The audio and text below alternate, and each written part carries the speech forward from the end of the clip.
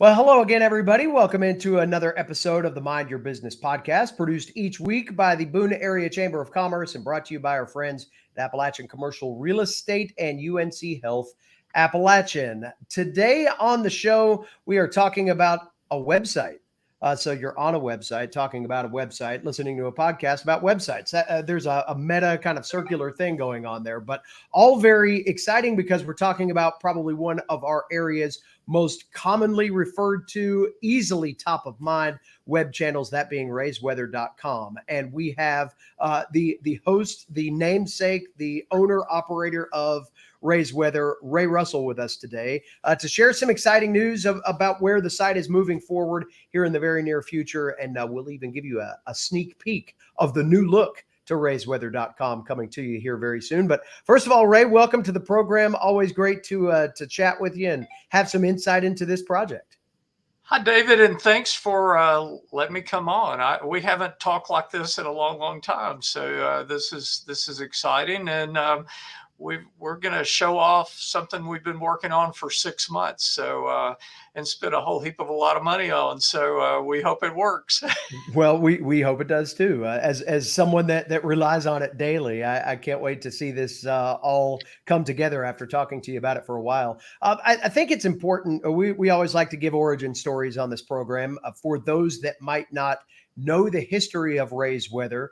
I think you could just about trace what we know of raiseweather.com back to a big snowstorm in 1998 as one of the first big, well, Ray said it was going to do this kind of moments. Is that really where this came from, or did you have the idea for a commercial weather site prior to that big 2-foot snowstorm we had back in the late 90s?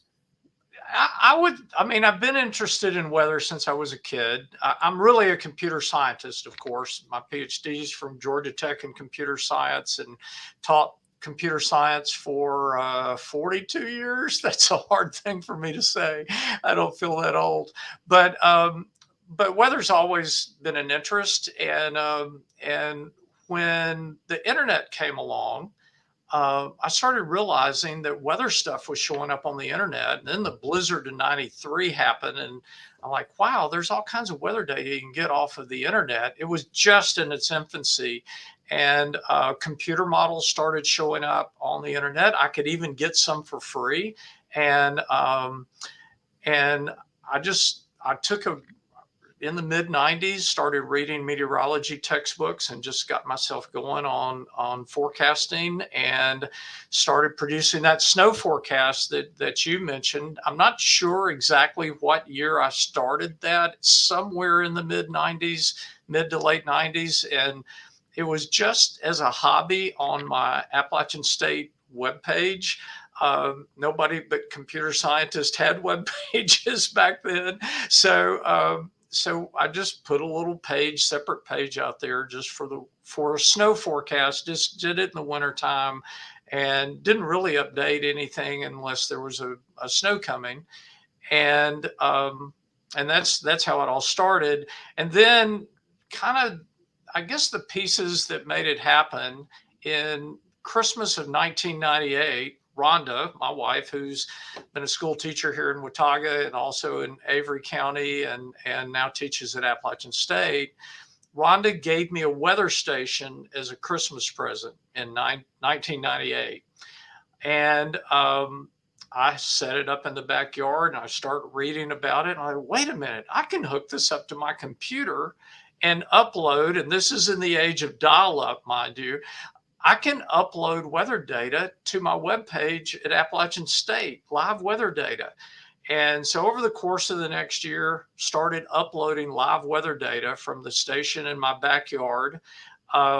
Wires were running everywhere. Rhonda couldn't complain about it because she's the one that gave it to me in the first place. So, I had wires coming in the window, running down the hallway and all kinds of things.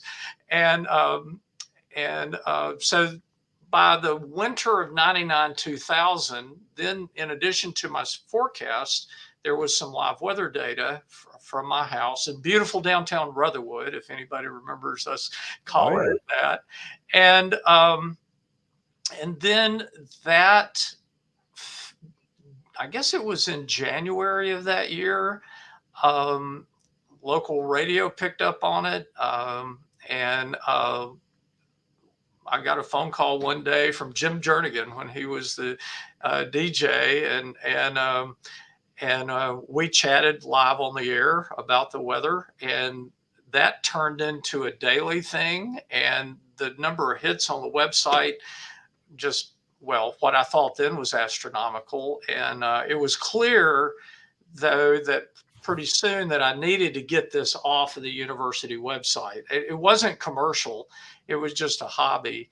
Um, the local paper wrote an article about it. That article showed up on the AP wire and basically got reprinted on in almost every newspaper in the Southeast. I remember the day I got to work. At the time, I was chair of the computer science department, and I got to work one day, and my picture with that story was on the front page of the state section of the Raleigh News and Observer. And I said, "Oh my, Molly Broad's going to be reading about this today, and she's going to be going, how do I have a department chair with enough time to do this?" And anyway, I still remember Chancellor Bukowski giving me a call later that day. "Ray, that was great publicity for the university. That was so good. We appreciate you." And I'm like, "Whew, okay, I'm not in trouble. It was actually a good thing." And but by that next summer, we took it off of the university website. It became boonweather.com. And then Fred Fole at Fred's General Mercantile said, "Ray, I've got a weather station just like that one. Can you put mine on your site?" I'm like, "Wait a minute, that's not boonweather.com anymore." And so that's sort of how raisweather.com happened. And now, we cover now the weather for everything from Withville, Virginia to Waynesville, North Carolina, and Hendersonville, North Carolina. We have 6 meteorologists, 2 people in the offices in Boone. I was honored to receive the Chamber Award several years ago as Small Business of the Year. And we just took off and went. I call it my hobby gone berserk. So that's a little bit of a long story, but that's it. Well, I think it's always fun to hear about how small businesses come together, and you're exactly right. You were honored by the chamber years ago as the Small Business of the Year, and when you say 6 forecasters and office assets that are deployed all throughout Western North Carolina, each of those weather stations you all manage and things like that. But I think when you see the website, sometimes people just think it's you waking up at 4 o'clock in the morning typing out forecasts, but you've got a staff of people that put this together. And I think that all kind of boils back around to forecasting weather in Western North Carolina is difficult. And I think one of the things that really helped you solidify your brand back during some of those big storms was that you had kind of an insider's knowledge for what some of those geographical things, the meteorological things that would make weather different than what a large outfit like an AccuWeather or the TV station down in Raleigh or whatever might not understand the intricacies of a region's influences on what the weather actually becomes. And I feel like that's where you've been able to kind of carve out this niche of, well, I heard it might be a little bit like this, but now let's check Ray's weather and see what it's really going to be. And been able to really kind of build an army of very seasoned forecasters that can anticipate the things that the mountains bring on a daily basis from a meteorological standpoint. We have among our 6 forecasters, we have about 100 years of experience of forecasting weather, and a huge chunk of that is specifically Western North Carolina and, well, the Southern Appalachians in general. And this last weekend, as we tape this, is a good case in point. I would never disparage any other meteorologist. This is hard work. Forecasting the future, I don't care what domain you're in, is a difficult business. But over the last weekend, we had our first cold snap in Western North Carolina of the year, and there was a warning went out, of frost warning for Saturday night.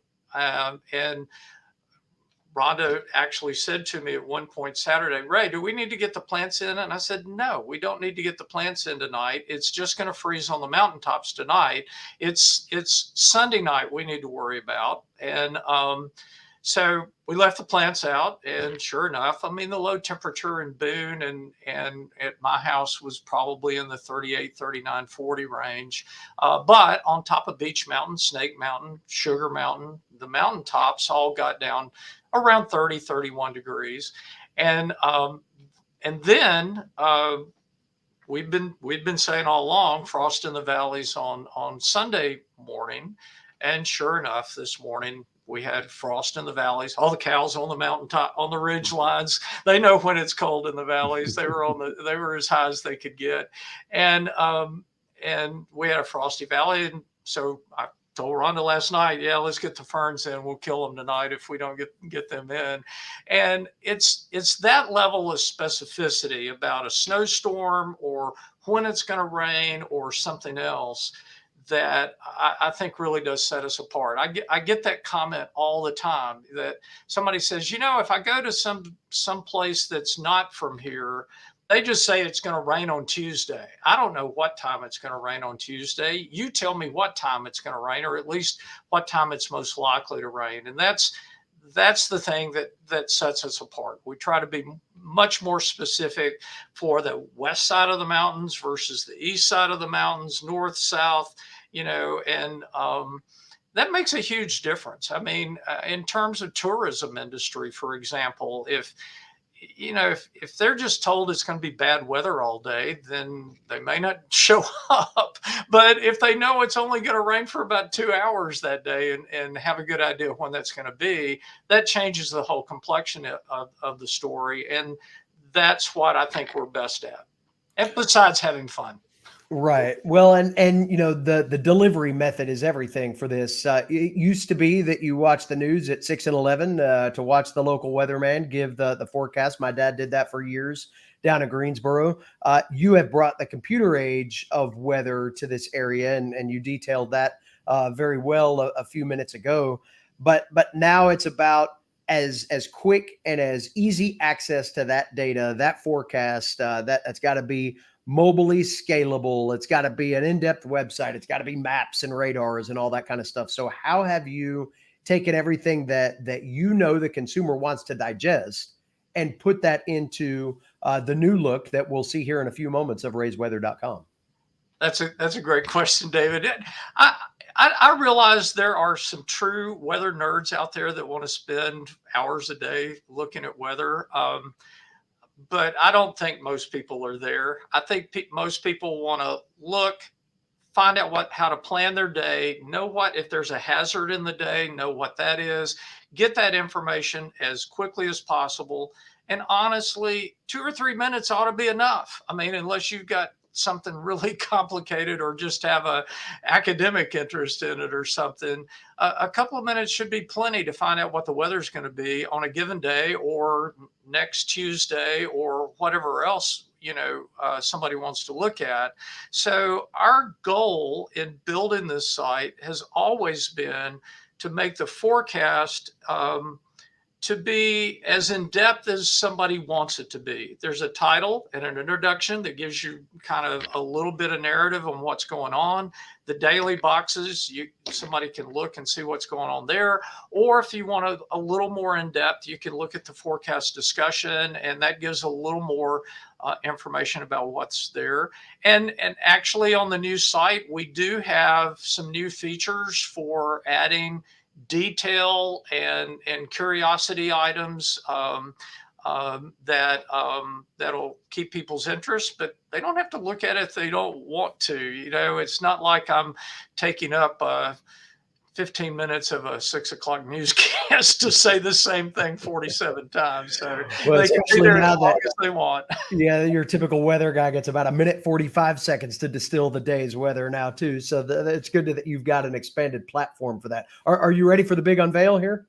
Oh yeah, let's do it. By the way, you see the new logo behind me. I had declared up and down there would be no face on the new website, and working with a very talented business planner, and I've got to hand it to her.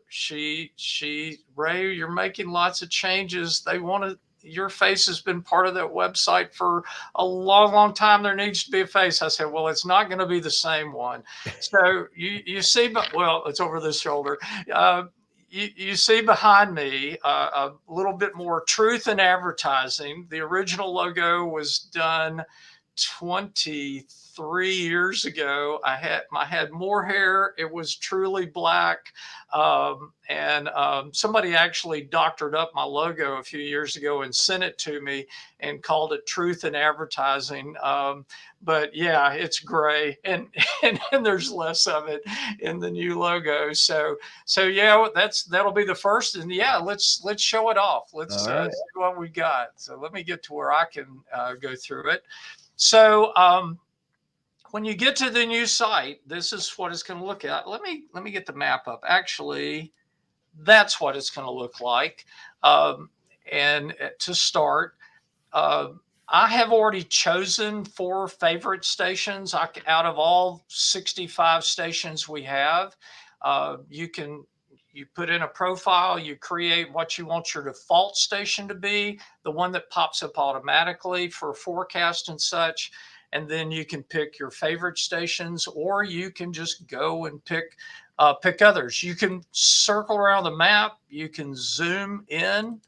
It gets pretty crowded up here around the high country. We got so many weather stations, and so you can pick your station. Here's Fosco.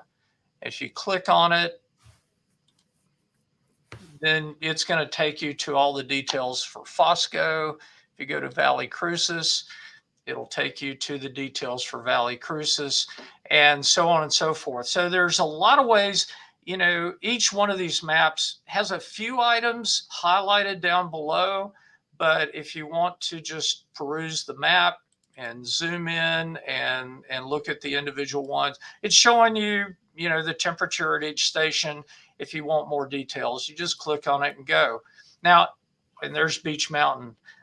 Station 2 in our fleet of stations, I guess. All right. The other thing you can do is once you get to one of these pages, you can see all of them and select any of them from there. There's my favorites. But what this does is it orders them as distance from the station you're looking at. So the closest thing to Beech Mountain would be Banner Elk. And so you can go to Banner Elk from there and look at that. It may be close in distance, but it's 1,500, 2,000 feet lower in elevation. So a very different kind of look. And so you can peruse around the website in a number of different ways. A big difference between this site and the old one is you can go to averyweather.com, for example, and it'll focus on the Avery stations on the map. You go to boone-weather.com, the map's going to start on the Boone weather stations. If you go to rayesweather.com, it'll be zoomed out to show a bigger slot of them. And you don't have to leave the domain that you started on to get to the other weather stations. And the old 17-year-old, I can't believe that old site has lived for 17 years. It shouldn't have. They're just so expensive to build. But you had to go from Boone weather to Avery weather to Ash weather to Asheville weather to get to the different stations. Here you can get to any station from any one of the sites. So there's Sugar Mountain, the very top of Sugar Mountain. So you can get to any of them from anywhere.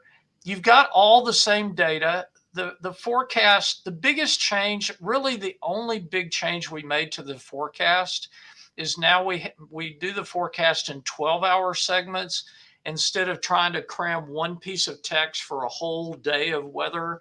And you've got a daytime and a nighttime forecast for each day. You still got the discussion. I'll talk about the other things down here in just a second. But the single biggest change is dividing things up between daytime and nighttime. I noticed that in the text this morning as we record this on Monday, there was like a daytime and overnight section of that. Is that kind of the precursor to all of this change? So we are now generating the forecast from our new website. And I had to come up with some way kind of quick and dirty to communicate the same data on the old website. So temporarily here, you're going to see kind of daytime and nighttime sections of the forecast page just in text. You're not seeing the logos or anything like that, and it's certainly not formatted that pretty. I hate that, but that website's only going to live another 10 days. So that was just kind of a temporary arrangement. We set it up so our forecasters don't have to enter the same forecast twice. I'll give you a little peek at what our forecasters look at in just a minute, so you'll understand what a big deal that would be if they had to enter all this data twice. So the new site will actually ship that over to the old site, pretty much automated, and we made that as nice as we could make it look. And same thing for the app and other resources. We'll still, even after 10 days from now, when the website goes away, there are a couple of things still depending upon the old forecast. So like our app, mobile app, was still depending on the old forecast site. And also the weather magnets, that were, people can do this. They used to do it more than they do now. We do these weather magnets. So if anybody wants to put a current 1, 2, or 3 day forecast just in a small nutshell on the website, they can do that. That depends on the old site. We'll transition those out as quickly as we can, but we wanted to get the site up now before we could do it. The other big change on this web page, and let me illustrate that as best I can now. I don't know why I'm not seeing. There we go. So you're seeing a lot less advertising on this page than you did on our old page. Let me say a word about the economics of it, and then I'll show you the rest of the site. Selling ads has gotten increasingly difficult, and especially through COVID, ad sales in across all types of businesses has gone down, and we just had to get away from funding our site completely with advertising sales. We just couldn't do it anymore. That's not just raised weather. So we've gone to fewer ads on the site. There are still going to be ads. You see 2 right now. The Watauga TDA is the sponsor, and Explore Boone.com is our sponsor for the Boone station. And you see there is a banner ad at the top. You'll see far fewer ads, and I'll just say this, and when this is all done, there's going to be a very, very thin free layer of the website that is free. And we're going to go to a subscription model, but I did my best to price this. We're a pretty lean operation, so I hope this pricing is at a level that most people can simply say, that's okay, I can do that. It's a site that I use every day.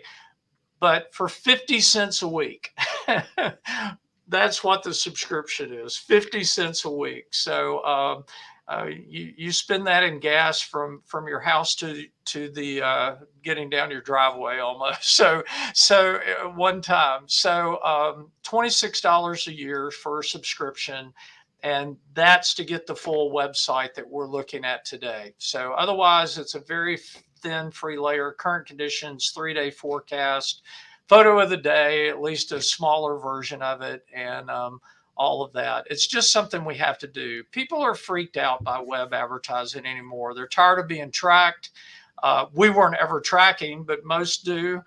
They're tired of buying something or Googling a product, and then for the next 6 weeks, every website they go to shows them an ad for that product, and they're going, that's weird. They know too much about me, and we're not going to do that. And there are plenty of studies that are showing right now that all this targeted advertising and the money that's being spent on it is not worth the money that's being spent on it. Actually, there are plenty of studies that show kind of traditional, just put it out there in a variety of channels and let whoever sees it per in terms of return on investment is actually a better way to do advertising. I know the people that depend on their livelihood on targeted ads and selling targeted ads are going to disagree with that. But, when our livelihood depends on something, the facts of the matter tend to get in the way of believing it. So, but there's plenty of research showing that. I'm not going to social media sites as much. I hardly ever go to social media sites. I do sometimes. I have to for some things. So we're just going to try to lower the volume of ads, even and still service the advertisers that we have, and hopefully we can add some advertisers. But we're getting away from that model, and that's an important thing that you'll see as we go forward here.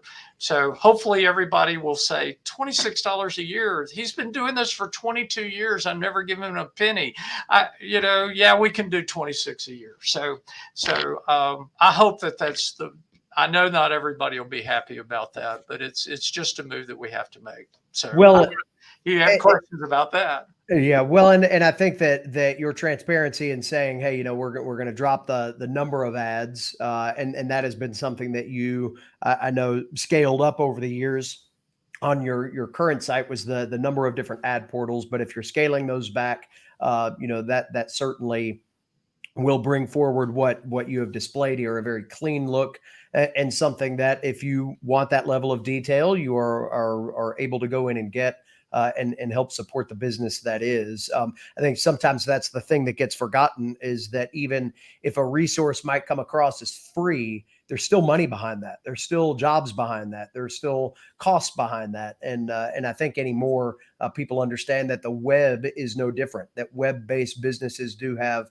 quite a bit of costs associated with them. So those that are in that business have to be able to recoup those and make the business model work any way they can. So I think you've articulated a pretty clear plan from that perspective. I will add one thing on that point, and everything you said is true. The other thing is there's cost in there that people pay that they're unaware of often, and it's the tracking that goes on a number of sites, and the selling of user information. I mean, for free sites, so many of them, the real bargain is you give us your stuff, and we'll sell it, and we will give you some information for free. And fewer people are willing to make that bargain anymore. We've seen the problems with that. Well, Ray, I know that you mentioned a second ago that you were going to show us the forecaster portal for a second. So let me before I do that, okay. Just all the information that you're accustomed to getting on the old website is still there. All kinds of details about current conditions, all kinds of weather information. Got a little bit of delay, but all kinds of archive data. The radars are still out there. You can still make them live and take a look at them. Though, if you want to look at graphics over the last 24 hours, and also webcams are still out there. We do still have our streaming webcams. Oops, that's not going to show up well over our video. So let me get away from that one. But it does show up really well on the site. And our webcams, we've got both still images and live streaming video. And let's see what else. And the photo of the day. The second most popular page on the site is the photo of the day. And I don't want to leave that out. So all of that's still in there. And then we're also what we're creating for the person that just has an interest is we're going to be posting articles, weather related articles. So any of our meteorologists can do this. I can do this, or any of the others. If they've got a tidbit of information they want to share, then they're going to be putting these insights out there with just detailed information about other things that they're looking at. So yeah, but that gives you a full kind of run of what's there, which is all the content that was on the old site presented in a much more readable format, and then added a little, and hopefully over time, the goal is to add even more features to the site. But we had to get this thing up and going and off the ground before we went from there. I'm sorry I'm having to look so closely at the screen, but I will show you your question. let me show you what the forecasters are looking at every day. Hope I'm typing this in correctly. This is what Yeah. Mind Your Business brings you is behind the scenes insight. Yeah, here's the behind the scenes stuff. So when we write a forecast, we break the region up into zones. Now we can create new zones. In fact, I did this a couple of weeks ago when the weather on right along the Blue Ridge on the east side of the mountains was just going to be totally different from what was on the west side of the mountains. And I can create a new zone, create kind of an east side versus west side. I can take the high elevations and create a new zone out of those. And but our standard is Northwest North Carolina, Southwest North Carolina, the foothills, and then Southwest Virginia, the four zones that by normally that we're looking at. Now, one of the things you see here, I'm not going to poke around on this one because it says it's locked. We have 6 meteorologists, and somebody, actually Eric Anderson, will be doing our noon update, and he may be at work on this and may have locked that particular one. So we need to signal to each other so we're not stepping on each other. Since we're in different locations where this is. So I'll pick Southwest Virginia. I can lock that site, and then I can edit the forecast there. And just to give you an idea, all of this has to be filled in every time we do a forecast. Now, it doesn't have to be rewritten from scratch, but all the pieces that you know about, the introduction, there's a little promotional piece that in our case are right now for the calendar, which is awesome calendar for 2024. Temperatures for each of those sites along with the text. By the way, I should mention at this point, the snowman-o-meter is not visible yet. No, there's no snow in the forecast. We can toggle that on or off right there. But for right now, the snowman-o-meter is not visible. We have temperature profiles that we can edit, but what we tend to do is put in one temperature and say calculate all the others from that one. And if we don't like what it produced, then we can go in and edit them individually.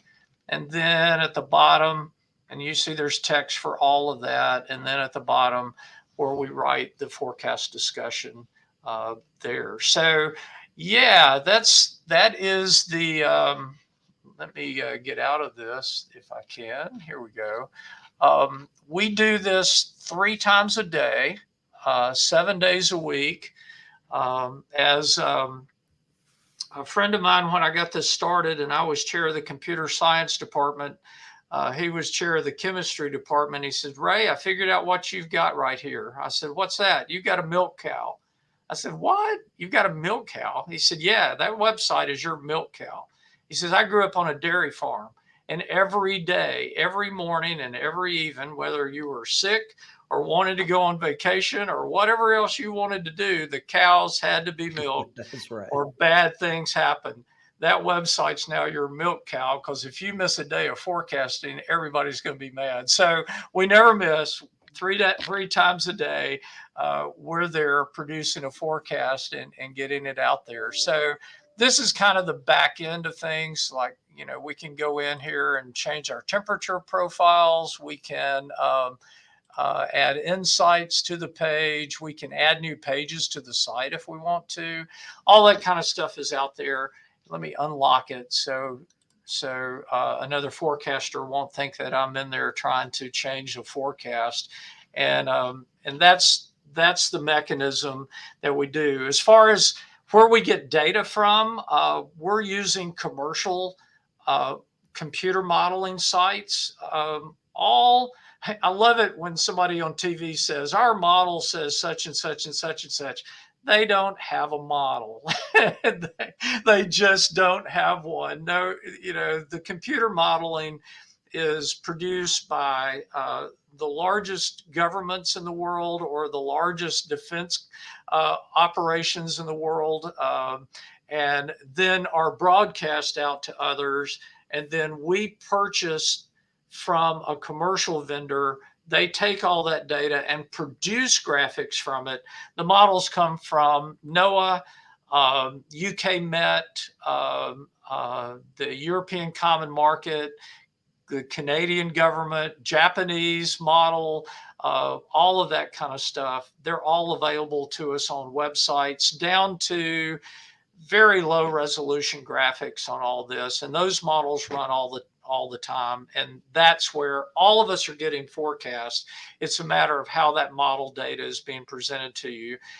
There are a handful of proprietary models for defense purposes, and the UK Met, the one that comes out of the UK, is so expensive, we just can't afford it. So we don't get the UK Met normally.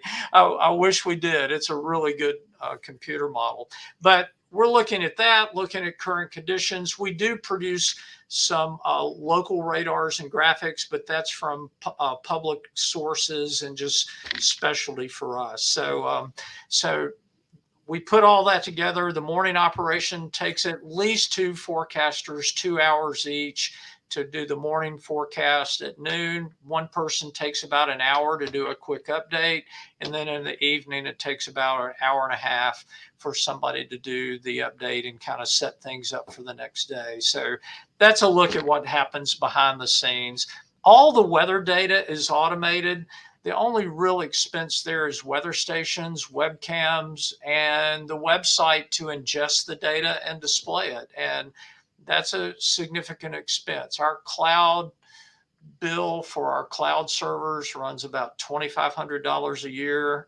I'm afraid to say what this website costs. It's pretty expensive. I do need to put a plug in for our web developer, because they're also a local business, and they are doing just a fabulous job. Mountain DevWorks is a relatively new programming company here in the high country. I have needed them for so long, and they are doing great work. Let me put a plug in for them just because of the great work that they're doing. They're not free, but they are good, and they are working their butts off to get all this right. I should say that the website that you're looking at today is sort of like the house that's gotten the occupancy permit, but some of the trim might not be up, and a door might need to be stained here or there. We're going to turn off the old site somewhere around October 18 through 20, and we will be completely on this site. And they're putting the finishing touches on it right now. Well, I know that anybody that's been through that kind of work, retooling a website and getting something, that started from a scratch project to what people are going to see and interact with on a daily basis, that can be a nerve-wracking process with the volume of visitors that you have to your sites and the complexity that you just showed us. I'm sure that that's definitely led to some of that hair turning a little bit more grayer. But I know that you've been talking about this for a while. It's been fun today to see some of the examples of what you've been communicating to us over the last several months. And we're excited to see it, and really do appreciate what you mentioned a moment ago, the fact that with that level of specificity on hour time increments, you are helping a number of businesses that are weather dependent and tourism dependent not lose an entire day by just throwing a raindrop up without any context to it. That really matters in the winter time as well. And I know that there are a number of places that do tip their hat in your direction, saying, hey, Ray said this morning it was just going to rain in the morning. By the time the afternoon rolls around, the sun's going to come out, and everything that everybody ever says about Boone, wait 5 minutes and then the weather will change. That context matters. It matters a lot. And your site is really helping people cut into that. That's what we try to do. Thanks for that. And the other part is just important safety issues that we face. If you're getting a generic forecast for the region, the nuances between what happens on the east side versus west side, high elevation, lower elevation, in terms of driving or walking or anything else, all that makes a big difference. So we take that we take that very seriously, and safety, is years ago. We need to wrap this up, but not Watauga Medical, but a local hospital said, Ray, we base all emergency staffing based on your forecast. And it hit me, how many people were depending on what we do to run their operations, and for very critical operations. And we're proud to be and honored to be a part of that whole equation. Well, we look forward to seeing the site get turned on here in the very near future. Check out raysweather.com in the meantime for all of your weather needs. And it's funny you mentioned how all of that will be sourced a little differently from the end user's perspective. I did exactly the thing that you mentioned just this last week. Had our golf tournament up at Beach Mountain, so I was hopping around on averyweather.com to get a look at what the temperature forecasts were going to be like up there, and now that will be all in one very convenient place. So can't wait to see it. Congratulations to you for a programming task well done, and look forward to seeing how this all turns out for you here real soon. David, thanks so much. Thanks for what you do for the community, and we appreciate y'all so much.